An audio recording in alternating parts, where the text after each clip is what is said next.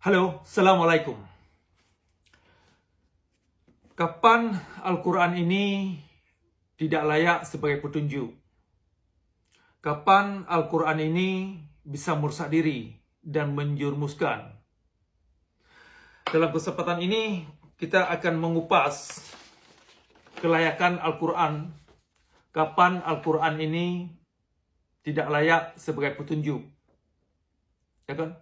Di sisi lain, kita akan mengupas kapan Al-Quran bisa dijadikan sebagai petunjuk atau layak dijadikan sebagai aspirasi untuk produktivitas dan kreativitas.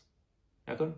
Ini perbandingan antara dua pendekatan pemahaman Al-Quran. Yang pertama, kita akan melihat kenapa Al-Quran ini bisa menjerumuskan dan bisa merusak diri. Nah, jawabannya, ketika Al-Quran ini ditempuh melalui percaya buta, melalui pemikiran-pemikiran yang tidak bisa difaktualkan dalam realitas alam. Pendekatan Al-Quran yang demikian sering sekali menjerumuskan dan merusak diri dan tidak layak sebagai petunjuk. Nah, di antaranya pendekatan Al-Quran yang disuguhkan oleh Ahlus Sunnah, di antaranya kitab hadis Sahih Al-Bukhari dan kitab-kitab hadis lainnya, termasuk kitab fikih, termasuk tafsir Al-Quran, termasuk para mazhab, termasuk pemikiran-pemikiran tokoh agama yang menjagokan kitab hadis yang demikian ini seperti Al-Ghazali dan Ibnu Taimiyah dan yang lain-lain.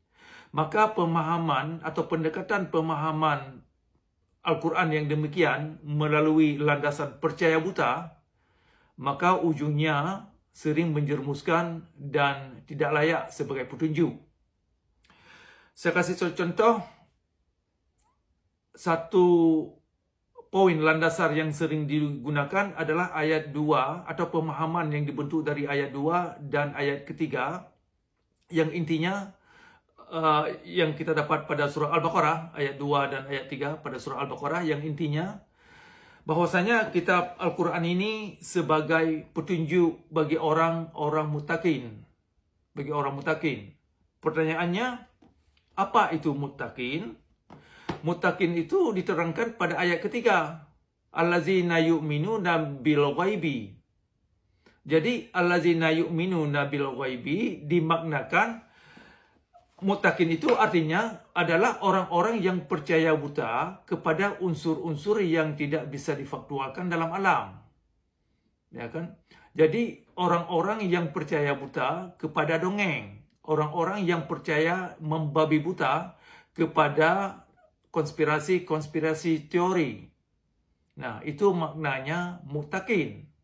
Jadi pendekatan Al-Quran ini melalui percaya buta kepada klaim-klaim atau hipotesis-hipotesis yang tidak bisa difaktualkan dalam realitas alam, hasilnya menjerumuskan dan tidak layak sebagai petunjuk.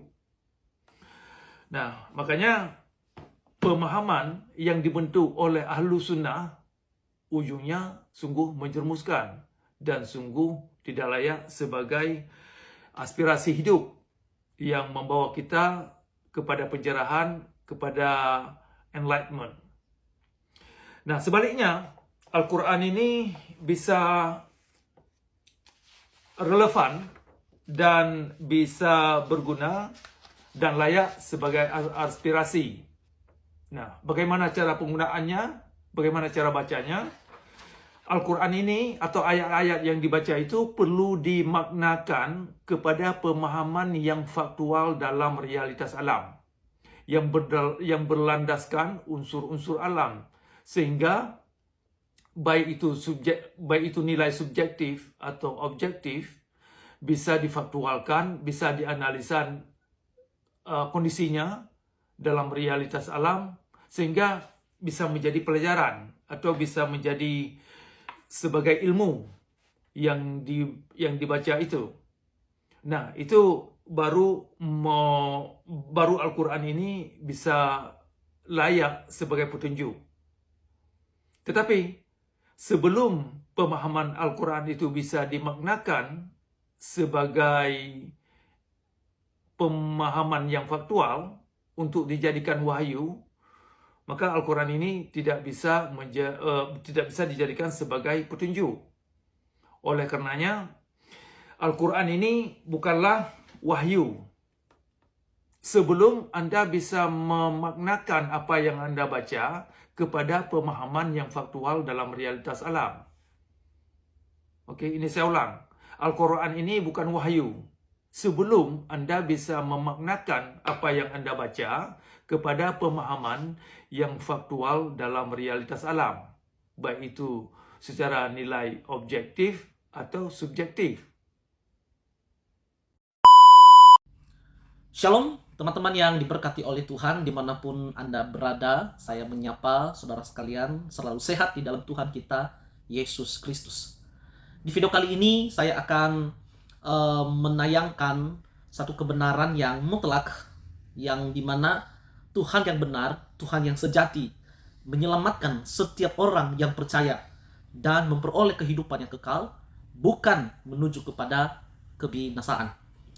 Di awal tayang video, cuplikan dari seorang pacakra, adalah seorang murtad baru, mencoba memberikan edukasi bahwa Al-Quran itu sangat berbahaya sekali apabila tidak dipelajari dengan makna alam yang sesungguhnya. Dalam arti bahwa Al-Quran itu diragukan apakah bisa menjadi petunjuk bagi umat manusia atau tidak.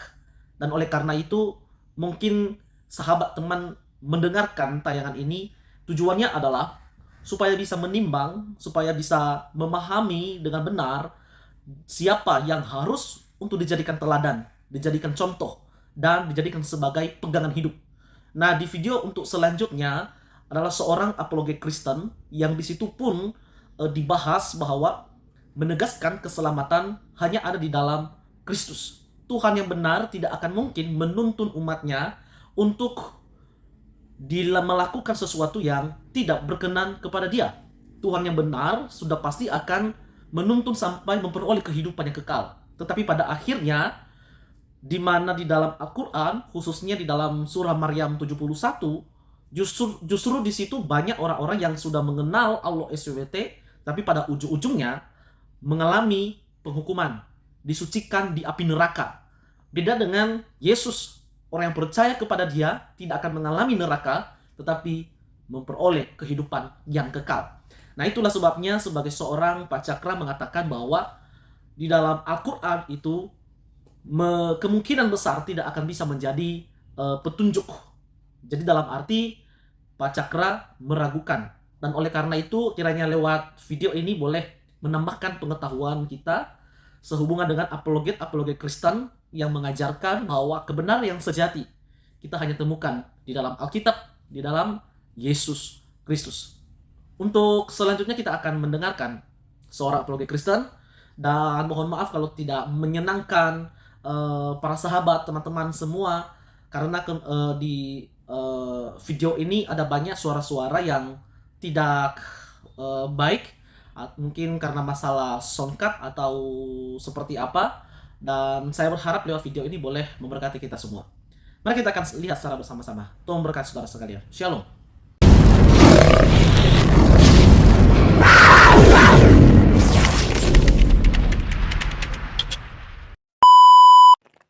Sebab jika kamu mengaku dengan mulutmu bahwa apa? Yes. Dan percaya dalam hatimu bahwa Allah telah membangkitkan Dia dari antara orang mati, maka apa? kamu akan diselamatkan. Perlu nggak ayam hitam, ayam putih, bunga 7 rupa, potong kambing, sapi? Nggak perlu. Tapi saat hatimu percaya dalam hatimu dan mengaku di mulutmu adalah apa? Yesus adalah Tuhan. Selamat. Penguasa. Serius. Ini berlaku. Karena dengan hati orang percaya dan dibenarkan, dan dengan mulut orang mengaku dan diselamatkan. Sekali lagi, kepala sampai kaki saya merinding nih. Bahkan tadi malam di komal saya, setelah Bang Musinin ya, ada Oke. satu anak namanya Dinda. Nah, Dia akhirnya setelah saya beritahu seperti ini, hanya bisa keluar air mata dia. Air mata, hanya bisa keluar air mata. Karena udah tertulis, janji yang diberikan Tuhan Yesus sama kita itu pasti.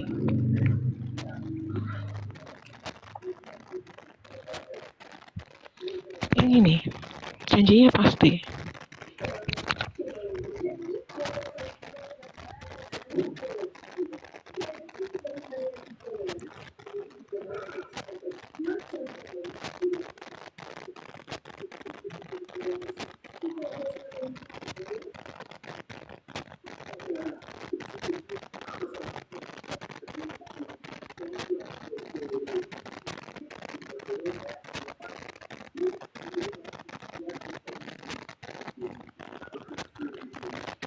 Dibandingkan dengan ini coba.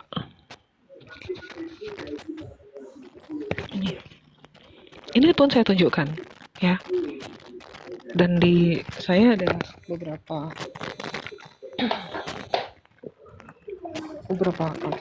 kitab.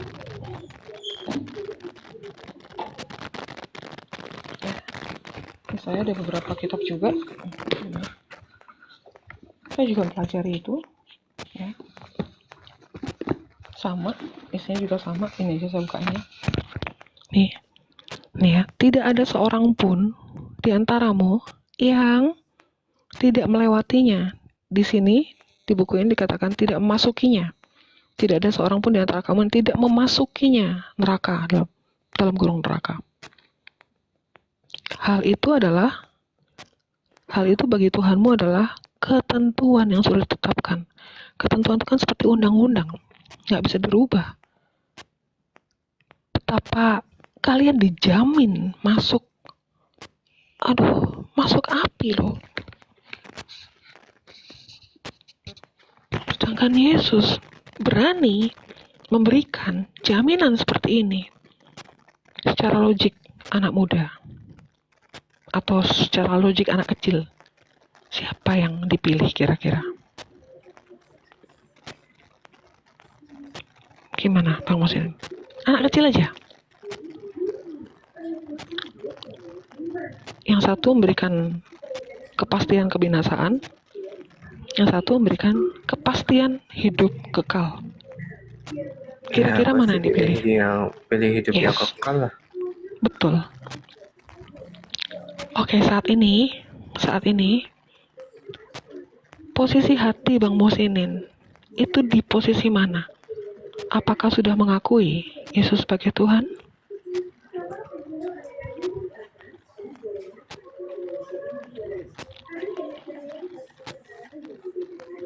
Saya udah berdoa atas nama dia. Udah siap. Oke. Boleh saya izin doakan?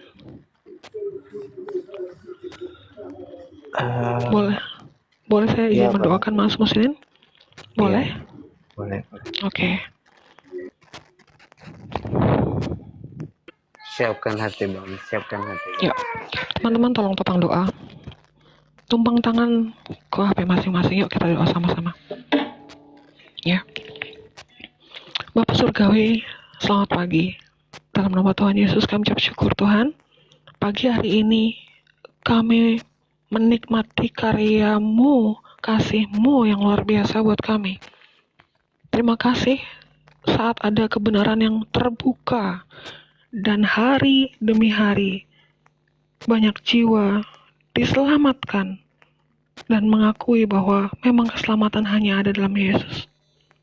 Saatnya aku berdoa Tuhan untuk Bang Musinin,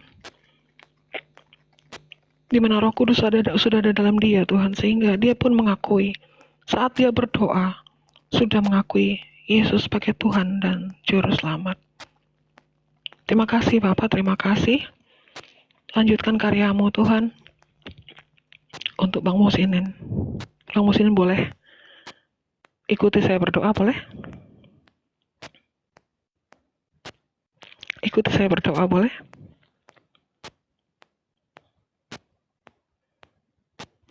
Bosinin.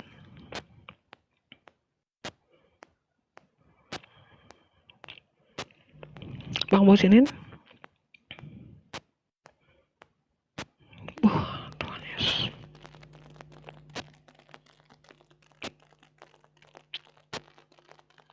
Saya nggak tahu itu apakah koneksi yang putus atau dia turun, saya nggak tahu. Tapi firman Tuhan yang disampaikan tidak akan kembali dengan sia-sia.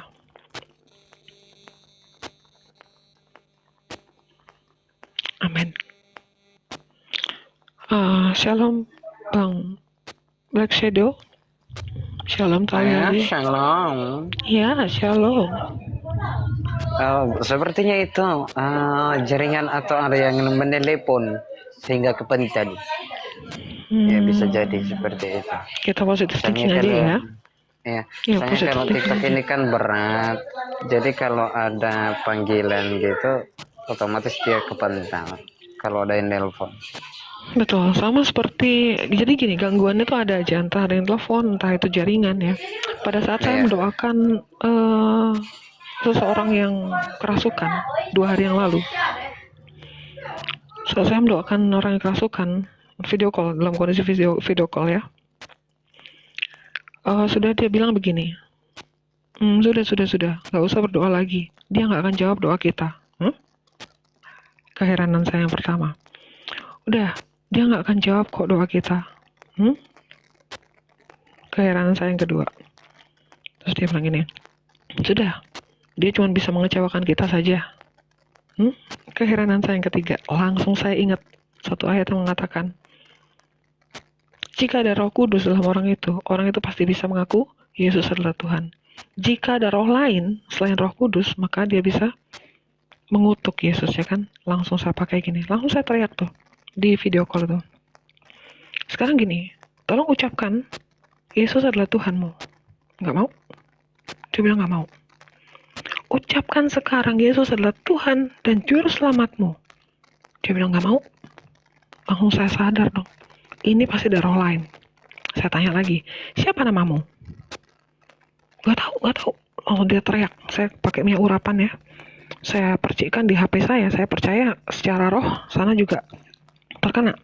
Saat saya percikkan minyak urapan, dia teriak kepala di belakangnya itu seperti ditusuk paku. Dia teriak luar biasa, sakit teriak. Habis itu apa yang terjadi? Pet. Mati dong teleponnya. Sananya nggak ada jaringan. Nah loh, itulah gangguannya. Iblis bisa mengganggu lewat apa saja. Dan 3 jam kemudian, saat dia sudah sadar, dia telepon saya lagi, saya video call lagi. Saya lihat mukanya udah beda, mukanya kosong sekali. Waduh, ini ada apa nih? Terus saya langsung tanya gini, saya ingat bahwa ada rekan saya mengatakan bahwa kalau orang kerasukan, rohnya pasti dibawa ke gua-gua gelap atau lorong gelap atau neraka. Saya langsung tanya sama ini, yang saya layani ini. Kamu kemana? Apa yang kamu alami? Langsung to the point, langsung gitu. Begitu saya telepon, langsung saya tanya, kamu kemana? Apa yang kamu alami? Iya, aku dibawa ke tempat gelap, lorong gelap, dan akhirnya tiba di sebuah padang, sebuah hutan gitu. Tapi bukan hutan, itu api, seperti padang gitu, itu api. Dan satu sosok yang membawa dia ke sana itu hitam, besar, dan tertawa. Hahaha. Ikut aku kembali. Aku akan kasih kepadamu semua yang kau mau. Ikut aku kembali, artinya dia sudah pernah ikut iblis. Dia ditawarkan untuk ikut kembali, untuk mendapatkan semua harta yang dibutuhkan. Dia bilang nggak mau. Itu, jadi saat saya menanya ke dia, siapa? Kamu sebutkan, Yesus adalah Tuhanmu. Nggak mau. Itu bukan dia yang ngomong. Saat saya tanya, kamu ingat nggak apa yang saya tanyain tadi? Nggak tahu. Nggak ingat. Saya tanya seperti ini. Sebut Yesus adalah Tuhanmu. Oh, nggak tahu. Aku taunya dibawa ke lorong gelap. dan ujungnya neraka. Api semuanya. Nah, saat roh jahat masuk dalam diri kita, jiwa kita langsung dibawa oleh iblis ke tempat gelap atau neraka itu sendiri. Untungnya bisa kembali, untungnya bisa balik, hidup lagi. Kalau enggak, tewas sudah. Nah itu. Jadi semoga teman-teman di bawah juga mendengar ya bahwa jangan main-main dengan kehidupan roh. Jangan main-main dengan keselamatan kita. Saat nyawa kita lepas dari kita, roh itu lepas dari kita, itu di saat itulah penentuan hidup atau binasa kekal. Dalam Yesus ada hidup kekal, tapi di luar Yesus pasti binasa kekal. Yesus sebagai penguasa surga atau penguasa kerajaan surga. Di dalam kerajaan surga ada malaikat-malaikat surga. Satu lagi, iblis sebagai penguasa maut atau kerajaan maut. Dan di dalam kerajaan maut ada malaikat-malaikat maut. Kalau manusia itu mati dan saat rohnya keluar dari dia, ya, saat dia di dalam Yesus, dia akan dijemput oleh malaikat sorga untuk menuju pada kerajaan sorga. Itu yang percaya Yesus. Tapi yang tidak percaya Yesus, mereka anggap semua sama. Yang menjemput adalah malaikat maut. Padahal tidak. Hanya yang di luar Yesus itu dijemput oleh malaikat maut dan dibawa kemana? Ke alam maut. Ke kerajaan maut. Tempat iblis bertahta di situ dan dibinasakan di situ. Tubuh dibakar sampai meleleh, di sana hanya ada ratapan yang luar biasa, gimana enggak dihancurin di sana. Entah ditombak, entah diparut, entah dibakar. Waduh, entahlah. Jangan dikira dijemput oleh malaikat maut itu bisa ke surga. Enggak, alamnya beda. Dijemput malaikat maut ya ke kerajaan maut. Alam maut. Justru Yesus melepaskan kita dari kerajaan maut itu. Dengan percaya pada Yesus, kita dapat hidup yang kekal. Oke. Lanjut host, lanjut Bang Black Shadow. Saya ke toilet sebentar ya. Tapi nggak apa-apa kok. Yang udah bandel-bandel, udah ngeyel-ngeyel, tetap bertahan di situ ya nggak apa-apa. Kan menurut mereka masuk ke neraka itu kan mau cuci dulu, cuci pakai api udah gosong baru ke surga.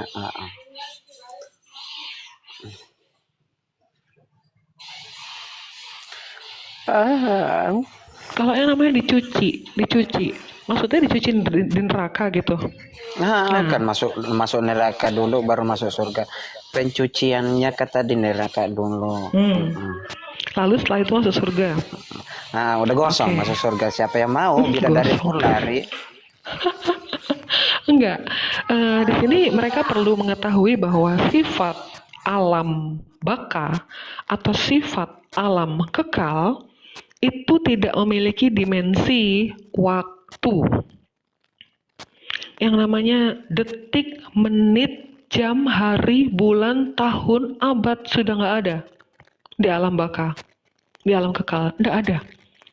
Mereka mau bilang bahwa dicelupkan atau dicuci di neraka sekian lama. Begitu ada tersebut sekian lama atau sekian tahun, itu berarti masih dalam dimensi waktu, berarti bukan di area alam baka. Nggak bisa. Alam baka itu dimensi waktu langsung selesai. Nggak ada. Nggak ada yang namanya jam, menit, detik, hari, nggak ada. Kekal. Kalau sudah kekal, itu nggak bisa pindah dari neraka ke surga dan surga ke neraka. Nggak bisa. Nggak bisa sama sekali. Jadi, paradigma seperti inilah yang perlu kita sampaikan. Kebenaran seperti inilah. Ya, secara sains perlu disampaikan secara ilmiah apa itu kekal atau baka, apa yang terjadi dengan dimensi ruang dan waktu yang ada di sana.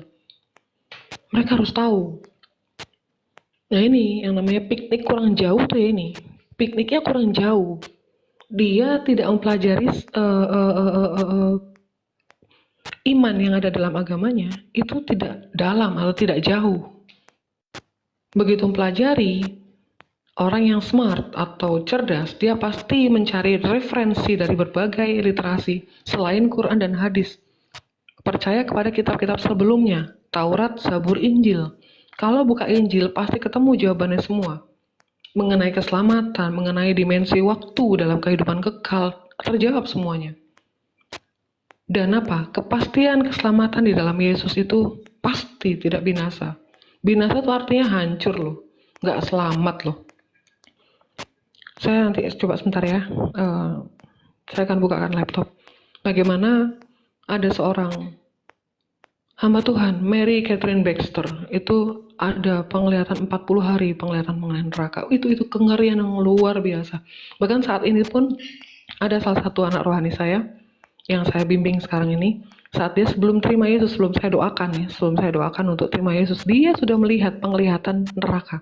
Bagaimana itu bentuk neraka itu, jijik, najis, hanya siksaan. Di sana tuh hanya ada kegelapan, ratap tangis yang nggak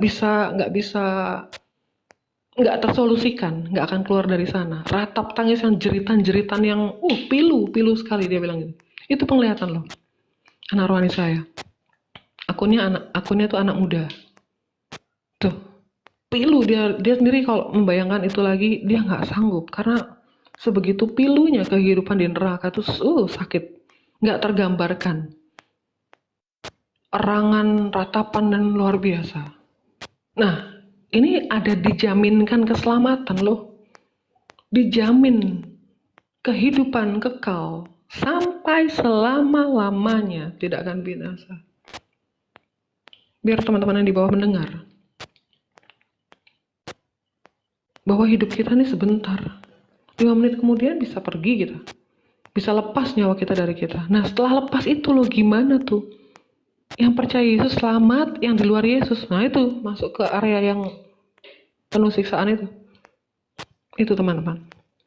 Kami di sini atau anak-anak Tuhan di sini bukan sekedar berapologet sih, tapi kami menyampaikan hal ini, kebenaran ini supaya kalian tidak binasa. Ngeri masuk dalam area kekekalan yang sangat ngeri. Ngeri, bener ngeri. Ratap tangis yang penyesalan yang nggak berujung. Karena kekal.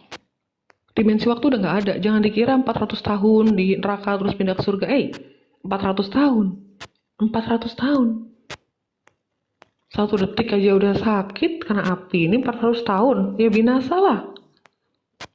Nggak sempat gosong lagi, udah meleleh badannya. Gitu. Udah nggak bisa lagi pindah ke surga, nggak bisa. Ngeri. Coba nanti saat saya sudah bisa buka laptop ya, saya akan bacakan mengenai penglihatan itu.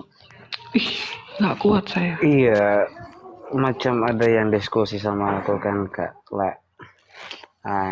Jadi dia kan kasih anggapan neraka tuh kayak gitu. Terus dia tanya, emang menurut kepercayaan Kristen neraka sama surga itu gimana? Aku bilang gini, surga itu enak. Di dalam situ nggak ada lagi hal duniawi itu dibawa-bawa gitu. Macam di Al-Quran itu ada disediakan 72 bidadari itu melakukan hubungan intim di dalam surga, itu nggak ada. Dan kalau neraka, ya kita itu kalau mati itu melalui penghakiman. Setelah penghakiman, ketika dosamu itu sudah melebihi, nah engkau akan dicemplungkan langsung ke neraka. Nggak ada pintu lagi. Kau mau keluar untuk masuk ke surga, nggak ada. Baru namanya juga kekal. Aku bilang gitu tuh. Neraka itu jurang maut. Itu lahar di dalam api.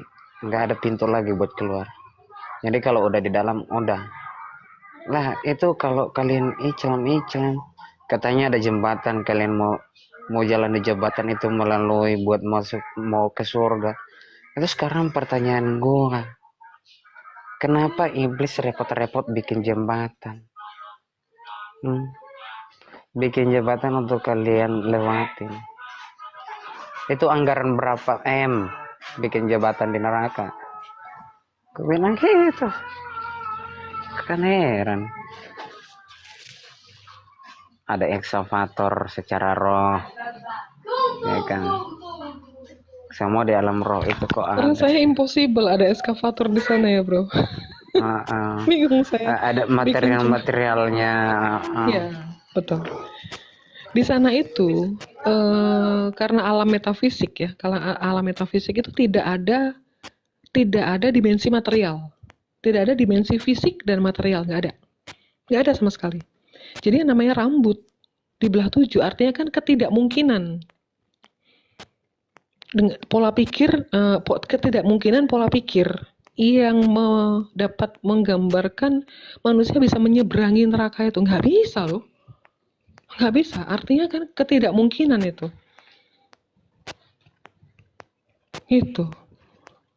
Jadi alam kekal tuh di luar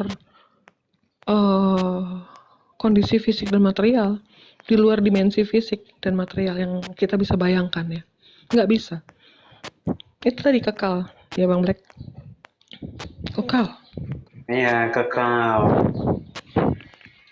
Bukan bikin jembatan. Ya.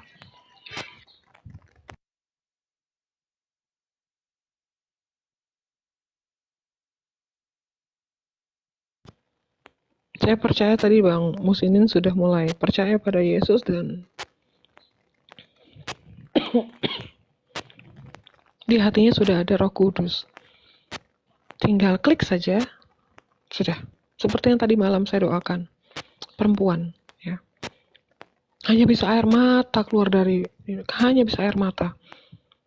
Dan nanti dia akan saya muridkan dengan benar. Itu. Apa sih yang kita cari dari penginjilan seperti ini apa? Uang, koin. Kalau saya sih enggak, jiwa. Saya punya KPI atau target dalam hati saya sendiri bahwa dalam 1 hari saya harus bisa mendoakan orang. Dalam 1 minggu ada orang-orang yang kita bimbing untuk diselamatkan. Ada orang yang dimuridkan. Yang bersama dengan saya saat ini ada berapa coba? 8 orang. 8 orang, 5 murtadin. Jadi makin kesini makin jelas bahwa Tuhan menginginkan semua kita ini selamat. Semua kita. Itu. Tuhan Yesus baik. Sebenarnya kedatangan Tuhan Yesus itu ya, tetapi ada yang tidak sadar ataupun belum sadar ya. Yang belum sadar itu ya pastinya akan ada pertobatan. Aduh, jaringanku ya. Kalau yang namanya yang belum sadar itu pasti akan ada namanya pertobatan. Tapi kalau yang udah nggak sadar, yang udah nggak sadar itu udah nggak lagi, itu udah bandel, itu udah keras kepala itu. Nah, kalau yang belum sadar masih bisa dipulihkan. Betul. Tapi kalau yang udah nggak sadar, nah itu udah itu. Aku angkat tangan. Iya betul. Jadi mereka yang hanya ingin berpolemik, maksudnya berpolemik itu bahasa simpelnya ngeyel ya, ngeyel. Sudah diberitahu mengenai kebenarannya demikian, faktanya demikian, tapi tetap mereka mempertahankan argumen bahwa tetap di yang lama tuh demikian, seperti ini. Fakta dan kebenarannya mengatakan Yesus jalan keselamatan dan hidup. Yesus memberikan hidup yang kekal. Yesus adalah Allah. Yesus adalah yang maha kuasa. Itu fakta dan kebenarannya. Cuma entah kenapa mereka mungkin gengsi kali ya. Gengsi. Atau punya rasa ketakutan. Seperti yang kemarin saya doakan, dia merasa ketakutan. Karena apa? Keluarganya. Semuanya masih RT 6. Dia sendiri dimimpiin minggu lalu, dimimpiin. Mimpi dia tuh. Didatangi langsung oleh Yesus. Dan tiba-tiba TikToknya dia nggak pernah like video apapun mengenai Yesus. Tapi saat dia scroll itu tentang Yesus semua, makanya dia nangis. Kenapa jadi begini? Gitu. Akhirnya ini sudah 1 minggu dia melewati hari ya, 1 minggu. Masuklah komal saya kemarin. Waduh, saya hanya bisa merinding. Mendoakan tuh ya hanya dengan hati kasih gitu. Itu luar biasa. Kalau orang sudah dipilih Tuhan tuh nggak bisa kemana-mana. Dan seorang pun tidak akan merebut mereka dari tangan Yesus, nggak bisa. Mau lari kayak gimana juga nggak bisa. Mau tahan-tahan juga ujung-ujungnya ya Yesus adalah Tuhan.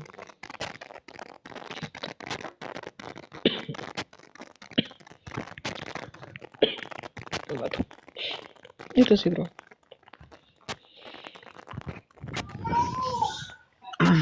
Ya, terus itu yang ada diskusi sama aku juga kan kelanjutannya. Ketika dia udah bingung dengan aku kasih pertanyaan kayak gitu, ya kan dia lari lagi. Terus di nerakanya kata itu ada timbangan, ya kan. Itu dosanya bakalan ditimbang gitu. Sekarang gua tanya lagi pakai logika. Sejak kapan sih Lucifer itu beli timbangan? Dan beli timbangannya itu di toko mana? Kayak gitu. Di neraka ada timbangan. Timbangan. Sekali lagi ya. Di alam baka itu nggak ada dimensi material atau dimensi fisik. Bagaimana ada timbangan di sana? Itu dia.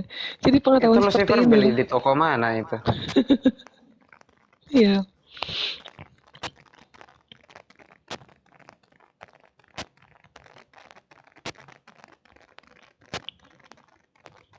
Ya itulah.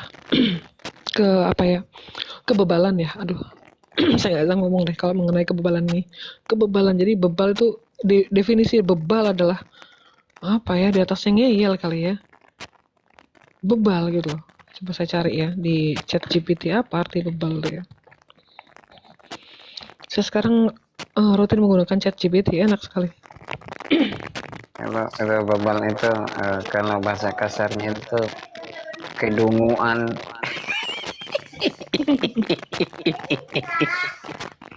Bentar ya. Tuh, ini ya.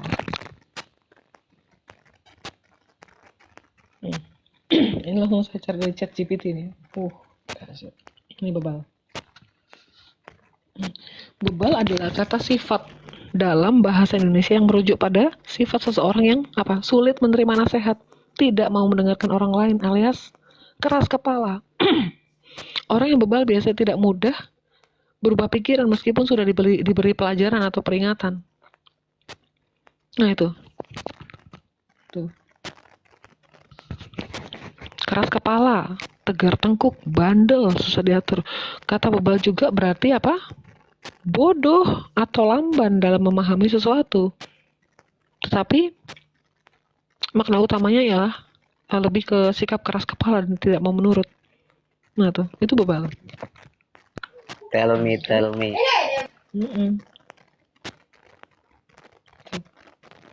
Bodoh atau lamban dalam memahami sesuatu. Nah, ini gimana coba?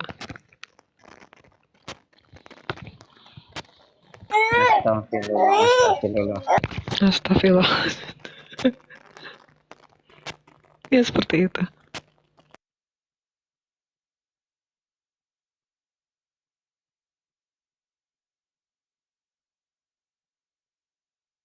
Ini saya tidur cuma berapa jam nih ya tadi? 2 jam kalau nggak salah.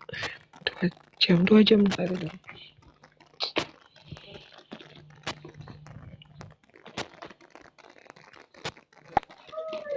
Halo, wahai umat muslim Ajinomoto yang masih berbalik, kalian harus sadar ya.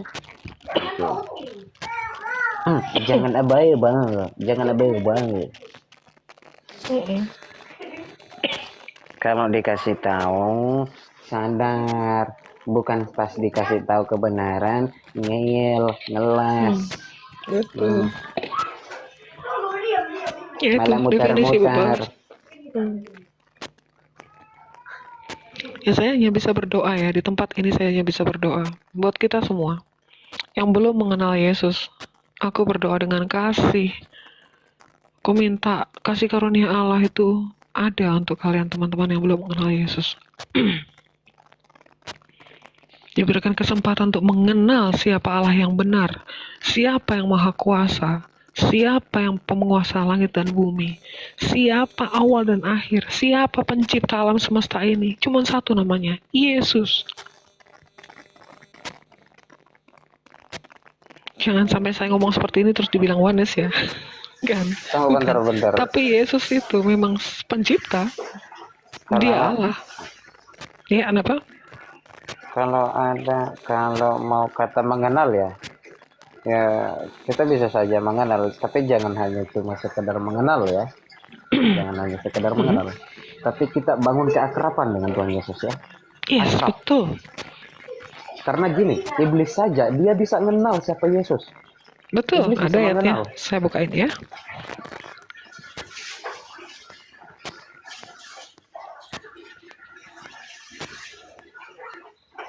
Tapi iblis gemeteran kalau dengar nama Tuhan Yesus.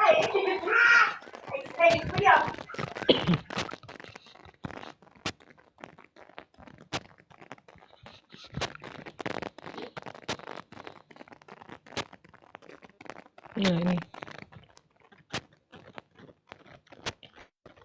ini. Engkau percaya bahwa hanya ada satu Allah saja, itu baik. Tetapi setan-setan pun juga percaya akan hal itu dan mereka gemetar. Setan tahu siapa Yesus, beneran tahu. Tapi kita bukan hanya sekedar mengenal. Bukan sekedar tahu, tapi kenal lebih dalam.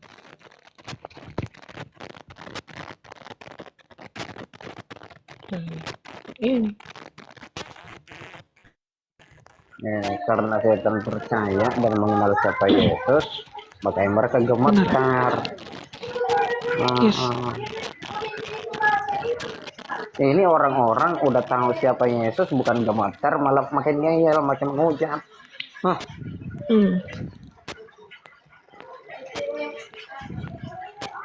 Heran aku. Belum ngerasain ya, disentil dikit aja.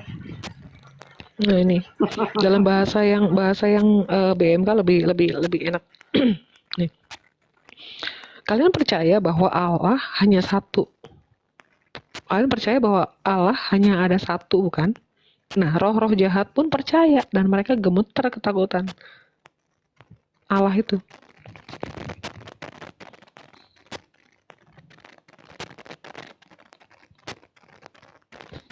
Ya kan?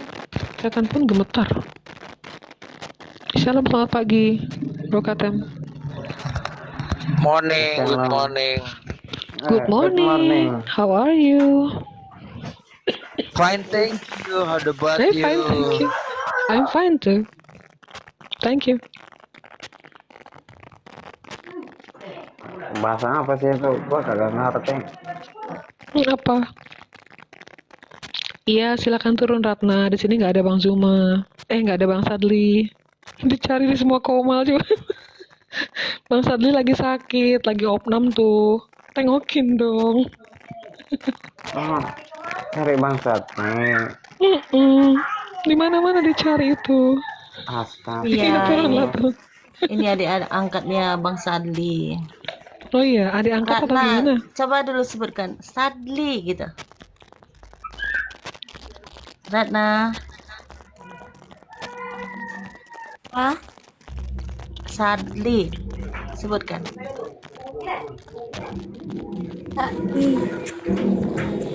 Udah bisa kan? Sadli. Itu udah bisa tuh. Keren adekku, keren. Oh, cari Sadli. Sadli bukan lagi di ini. Iya, karena semalam pagi juga dia juga di komalnya Bang Sadli. Jadi dia ini adik angkat Bang Sadli.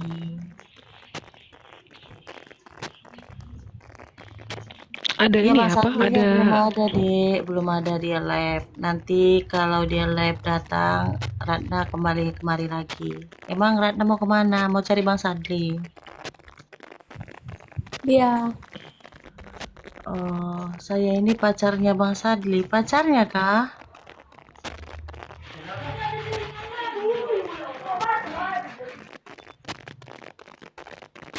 Iya.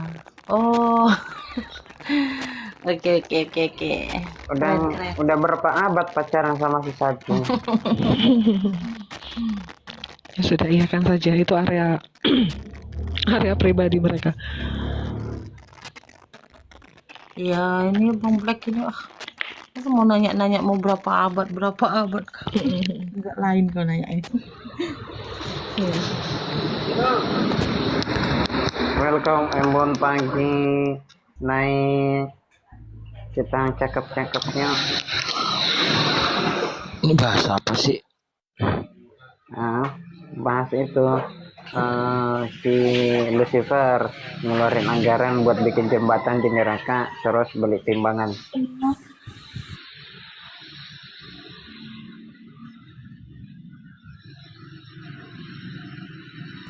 apa? Bang Katam nggak dapat ini bagian kontraktornya bikin jembatan itu. Nggak tahu saya. Nggak ada ya? Oh, astagfirullah. Aku dapat kontraknya ini.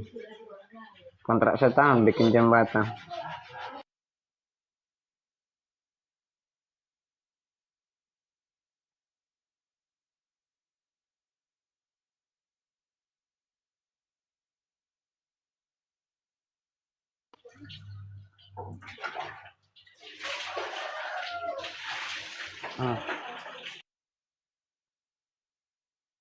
Halo, Kak Lala gimana nih? Kak Kenapa ya Lala Ratna?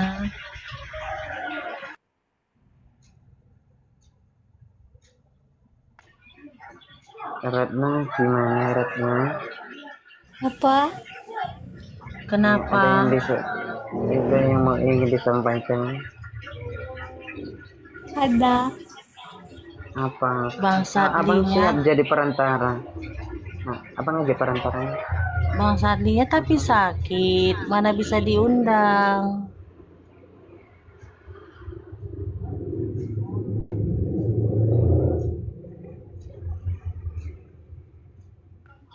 Iya, si Satri sakit. Kemarin beli obat 5 strip.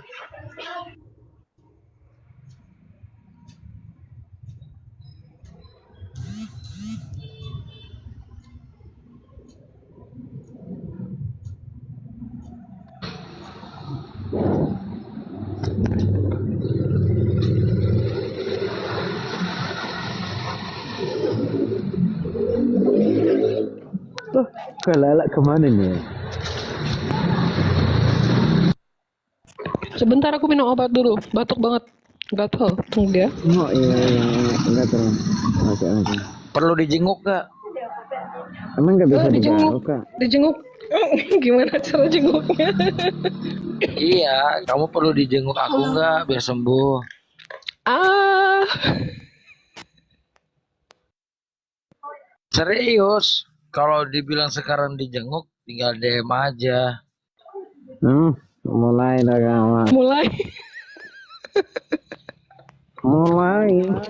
Serius. Mulai. Serius ya, oke boleh. Bawain apa ya? Ya kamu tinggal request aja. Kesukaanmu apa? Bubur ayam. Oh, boleh. Cebur ayam. Kamu mau bawain ke cebur ayam? Enggak. Bisa. Bubur ayam dua mangkok, 1 buat gua. Buatmu.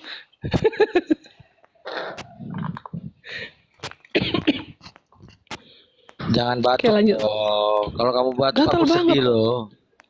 Kalau kamu Gatal batuk banget aku batuk sedih. Iya, kalau Sedih kamu batuk aku gimana? sedih. Iya, makasih. Makasih. Kata-katanya selangit mengaku bujangan. Embun pagi. Siapa Mun pagi ini? Jujur aja kalau Yang kalau lahir kamu baru, batuk, yang lahir baru. kalau kamu batuk, aku nggak bisa tidur. Aku batuk, kamu nggak bisa tidur. Emang mau tidur sekarang? Udah terang nih. Bangun. Woi, bangun. Di sini udah mau malam. Oh iya, di negara Apa mana? hubungannya Kak Lala Batu dengan kamu yang nggak bisa tidur? Makanya.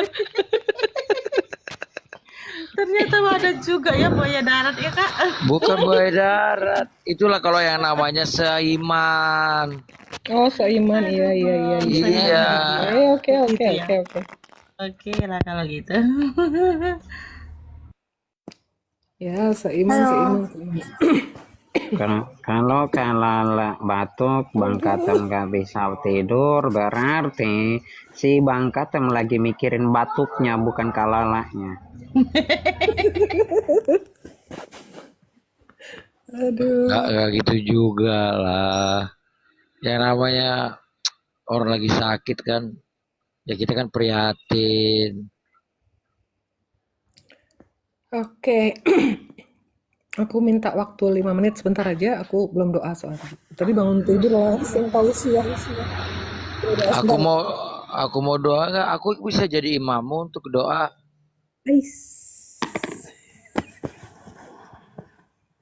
Jadikan aku jadi imam untuk doa. Mulai. Sekarang yuk doa yuk. Oh. Serius dong, kamu on cam kalau aku mau doain. Biar terlihat dong apa yang doain. Oh iya. gitu. Aduh on cam ya. Aduh. Mulai. Janganlah di sini dilihat sama Bapak tuh. 160 orang loh, janganlah. Oh ya udah, berarti DM aja dong biar kita lihat WA aja.